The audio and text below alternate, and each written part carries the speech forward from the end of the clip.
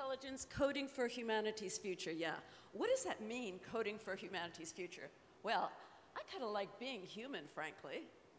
Although, I do want to merge with AI, I want to get smarter, and I do want to be more athletic because I love sports, and I do want to grow a little bit younger, not too much, but I'm reaching 70 in a couple of years, so I'm starting to think about my future.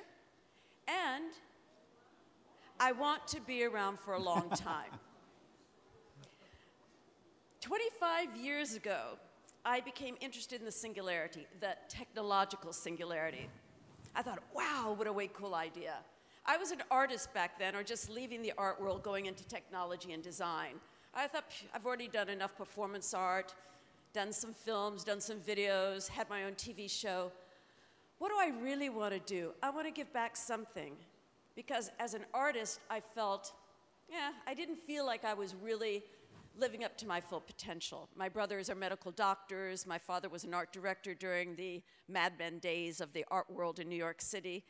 And I felt I was living below my potential. So I wanted to challenge myself. 25 years ago, I went to meet Professor Werner Vinge, who coined the term technological singularity because the term singularity is an astrophysics term. Werner Vinge said to me in our meeting, "Oh, you like dogs?" I said, "Yes, I love dogs. I have 2 dogs, 2 golden doodles who I love passionately. They're my children." Werner Vinge loves dogs. He understands the wolf mind, the network of the mind, kind of the comb of the mind of dogs and wolves. He also understood exponential change and risk. He also understood that if superintelligence happened, as the first panel discussed, that it could happen as hitting a wall. Well, maybe, maybe not. Then Ray Kurzweil came along and wrote The Singularity is Near, and fortunately I'm featured in his book for my whole body design. But Raymond Kurzweil thinks it's going to be one big liftoff, and we're going to be part of creating it.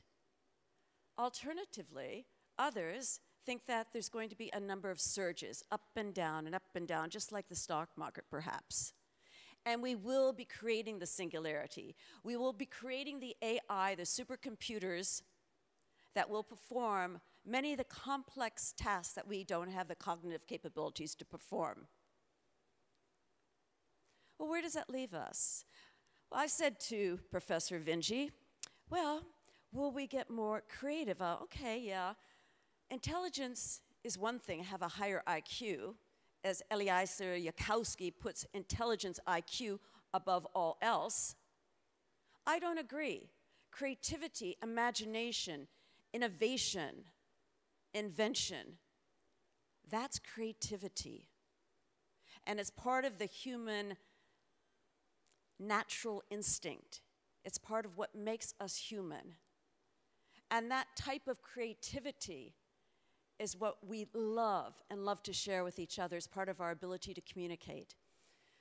So with Professor Vinge, I said, well, could we become more creative? And he said, yeah. And we came up with a term called the creativity augmentum. And I wrote about it in the 1990s, and I'd forgotten about it until you mentioned in your music the idea of the history about creativity and arts. And I totally put my art self aside. I was looking at the program going, I'm not an artist, it says I'm an artist. That part of me is far gone, but thank you, because it was a wonderful memory. At first I was like, what? I'm a scientist, what? But no, I'm very proud to have that background, because it's that creativity augmentum, where the shift will happen in our creativity. We'll let go of our clinging to the past, our holding on to the past, the trends of the past, the culturalization of the past, the who we're supposed to be of the past. You're 20, you're supposed to do this. You're 30, you're supposed to do that. You're 40, this. 60, senior citizen, gray hair. Okay, I let my hair grow gray. I just started doing this. I'm not afraid anymore to be a senior citizen and get in the movie tickets as a senior citizen. It's kind of fun. but I don't like the look of it. So with the creativity augmentum, my vision is that we will form the regenerative generation of people of any age who want to keep on regenerating themselves, continually learning, continually re-educating themselves, continually thinking about what's going to happen with responsibility, with a sense of ownership of oneself, with a sense of coding one's own creativity, intelligence, capabilities. Okay, so let's take human longevity means revision of human model, this biological system we have, as science and technology mitigate aging and disease. Well, Professor Cordero talked about this, and so did Professor Wood and Brad Templeton. You brought this session together with your brilliant introduction. So let's think for ourselves, what do we want? If we could be part of that creativity augmentum, how would we model the new human? The biology of human existence is being revised and the new model is being developed. You can design your own sense of who you want to become. It is never too late.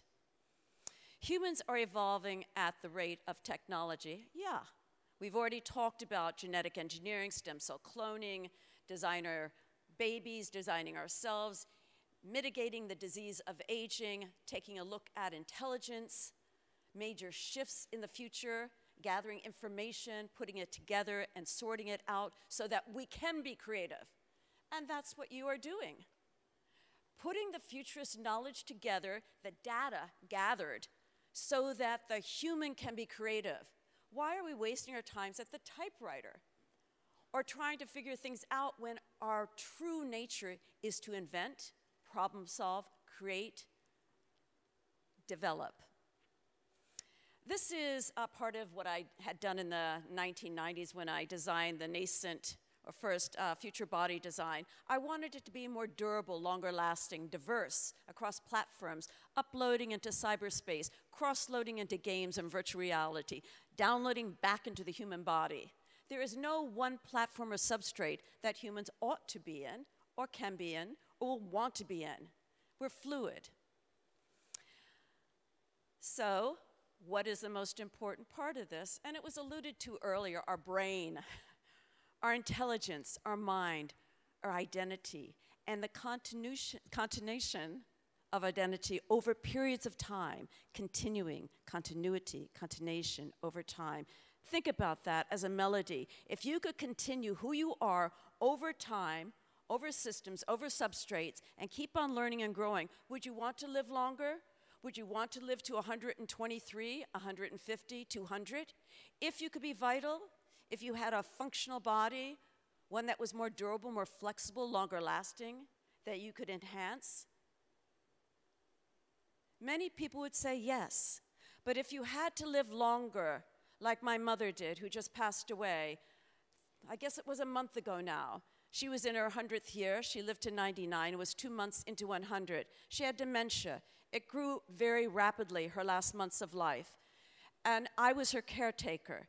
It is a horrific thing to go through, and all of us, at least most of us, will go through it on some level or another with the loved ones, people we know, people we care about. It's our responsibility, our honor, and our pleasure to take care of our parents and our loved ones. However, I would have preferred my mother grow older and pass on with that beautiful intelligence she had, that can-do spirit. She would say to me, Natasha, you are the captain of your ship and the master of your fate, and don't you forget it. What wonderful words to say to your daughter, who's in a world of men, growing up in the period that I grew up, feeling insecure and like I had to be an artist and play the dumb, pretty girl, rather than being the scientist and the doctor that I am today. My mother supported me forever, always telling me, you can do it, don't be afraid, keep on going. When I told my mother I was interested in radical life extension and living a long time, and I signed up for cryonics, which is the vitrification of the human body. If you die, you go into cryonics and you're suspended in cryonics or cryopreservation, rather than dying and being burned or put into the ground or other alternatives. When I told my mother this, she said, what a great idea. She said, it's not for me. She was an Episcopalian Christian, so I respected her views, she respected mine. But she said, good, do what you want to do. This is great. You're a pioneer. These ideas are wonderful. Of course, it wasn't my idea, but the fact that I wanted to do it, researched it, and followed the ideas of it made my mother proud that I was being unique and an individual. Building momentum toward life extension is about taking ownership of who you are, being responsible for your personal identity and the continuation of it over time, and also being responsible, as Jose Carrero talked about, your genes, knowing where you come from, where you could be going, and think about what you want to become. At any age, it doesn't matter. Artificial intelligence is essential for this.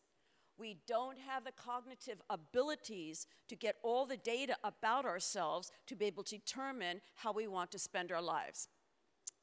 Craig Venter, brilliant mind, scientist, he now is deeply involved with artificial intelligence because he wants to figure out what's in the genomics, where it's going, to be able to offer a service to people so they could see what's going on in the underlying aspects of their genes. Once you get to your genes and you understand it's the proteins, proteinomics, then you get there and you understand it's deeper and deeper. Getting this information, understanding the cellular structure of our bodies is essential. You don't have to be experts, but we need the experts to go figure it out, the data, bring it to the doctors and the scientists, and then let us know. We can't do it ourselves. So, artificial intelligence is essential for our future. DNA needs AI to organize its content, and we need that organized content to know what genes we're carrying, what our future could be, and to mitigate it, to intervene with it. I think that my mother would have preferred to mitigate her dementia rather than to live for months, even the past year of her life, with dementia. I think she would rather have known early on that she had the genetic disposition for it and mitigated it in some way, rather than to see her children suffer through it and to see her own suffering. I'm not going to go over that because Jose already did. Okay, so humans and smart engineering. Minus disease and aging equals longevity. Okay, so now we're getting to the nitty-gritty. Life capital. How many of you have some type of retirement or savings account? Probably everyone. A retirement savings account, a checking account. You have some property that you've purchased that you know you have ownership of for your future. This is 101 being an adult. When you get out of university, you go into the workforce, you're asked by your company, do you want your 401k? You go, yeah, and then you'll match it at a certain point, and then you're tenured. What is missing a lot is that people are preparing for their future, for their retirement. So you want to retire at 60 or 70 like me. Where is your savings for your health, for your identity, for your body? Most people are saving for retirement so they can play golf or travel or just take more time off work to be with their family. Life capital is equally, if not far, far, far more important. So what is your investment in your life capital? The number of years you have left to live. So let's do some mathematics. I'm 67, and I think I probably have 20 really good more years. I think so, based on my genetics. My mother lived long with dementia. My father died of cancer. I've already had cancer, but you can get it several times, different types of cancer, so you can't mark that off the list. So, if I have 20 more years of good life where I can ski down the mountains, I can still teach and lecture, travel, do the things I love to do, how am I going to prepare to be healthy for those 20 years? By having my genes sequenced, which I did, by going to the doctor frequently, well, not too frequently, but to know what's going on with my body, to have MRIs of my brain, and that was my brain that I showed you a little while ago, to have scans of my bodies for bone density, muscle mass, my vitamin intake, do I have enough vitamin C, enough vitamin D? Hormone replacement therapy for women is essential. Hormone replacement therapy for men is essential. You need your androgen, you need your testosterone. Being updated on your body is crucial to you because it is your life capital. So you might ask, what is the biggest asset or the greatest asset that the human has? Okay, so what is a crucial, necessary, essential product or asset of the human? what would it be? The most necessary, crucial, essential aspect or product or element of a human. Is it your brain? Is it your sex organ? It's your life. Protecting your life is crucial. Any moment, anything can happen. I know, I almost died in not childbirth, didn't get that far. Baby died inside of me. I was living in Japan and performing. All of a sudden, I was found dying. A woman saved my life. I survived it, and I never forgot it. At that point, I changed my life. I decided that not knowing what's going on inside my body is dangerous. Not knowing what's going on inside my mind is dangerous. It's crucial for each of you because your life is precious. Every moment of your life is precious. It's a gift, I think. Maybe you don't, but I think just being alive, how wonderful is that? So protect it in any way you can. Artificial intelligence is one way that we can work by developing systems and programs and all sorts of data collecting information for you to have. Artificial general intelligence, which is the development of AI where it would be more super intelligence, maybe smarter than you, maybe have better processing power than you, but would aid you and guide you with information. That is what we need because our emotions get in the way. So the long and short of Life Capital is all about respecting your life, taking the steps to protect your life, and that's the purpose of transhumanism, which is the worldview that supports the idea of the singularity and artificial intelligence and ethical use of technology, scientific development and advancement, and looking at who are we as humans? What are we? What are we supposed to be doing? Where are we going? Why are we building all this artificial intelligence and technology if it's not helping us? So we built it, then we die the next day. So you die at 50, you die at 60. But you've got great products, driverless cars, driverless airplanes, big data collectors. Oh, that's great. Fancy, fancy lighting and an industry, virtual reality, major advances in gaming. But what about you? Why isn't humanity, our humanness, our life, more important than the inventions and innovations that we create? People, society need a new mindset, an understanding that we will most likely be living far longer than we are today. How to prepare for it?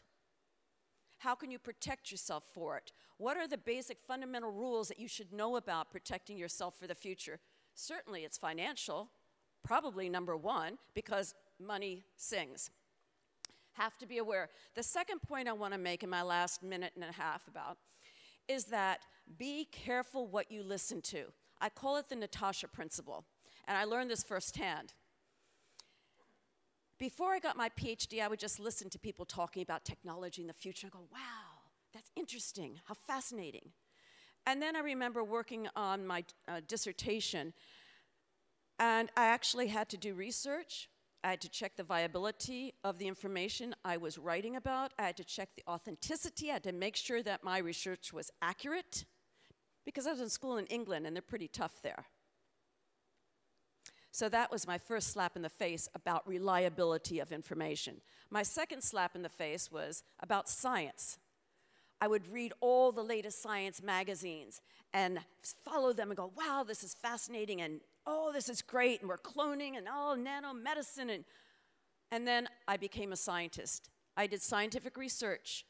And I did have a scientific breakthrough, which I don't want to take your time talking about, but what I want to mention is that what I learned from having stepped into a laboratory and having written a scientific paper, getting it published is not easy. You have to have accurate information, and as a scientist or a science researcher, you have to prove beyond a question of a doubt that you can repeat your experiment, not once, not twice, but many times. To do that, you have to have viable evidence of your research.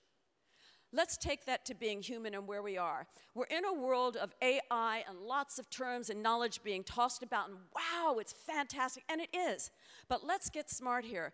Learn about these terms. Learn about who is authentic, who's telling you reliable information, and who's not. Make sure that you know what's being said. Don't be pulled aside by your emotions or politicizing. You be the first-hand person of your own research and knowledge gathering.